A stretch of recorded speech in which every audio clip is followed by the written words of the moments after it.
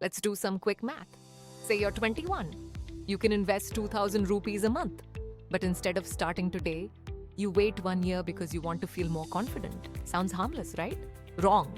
That 1 year delay means you miss putting in 24,000 rupees. But the real damage isn't the 24,000.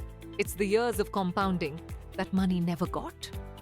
At roughly 12% average returns, that 1 year delay could cost you around 1.7 lakh by the time you're 41.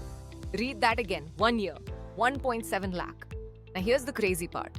Even professional fund managers with research teams, Bloomberg terminals, and decades of experience struggle to consistently predict where markets go next. Yet somehow college students think they're going to perfectly time the market from their hostel room. The dip you're waiting for, you probably won't buy then either. Because when markets actually fall, everyone gets scared.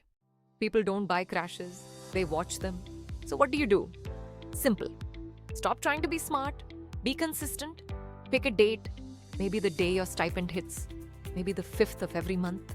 Set up a SIP, 500, 1000, 2000. Whatever you can actually sustain, then automate it. And forget about it. When markets go up, your money buys fewer units. When markets go down, your money buys more. You don't need to predict anything. You just need to keep showing up.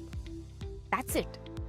The stock market rewards consistency way more than intelligence. Most people think investing is about finding the perfect entry. It's not. It's about getting in the game early. Because every month, you're waiting for the perfect time. Someone else is quietly compounding. You don't need a better entry point. You need a start point. And today is probably good enough.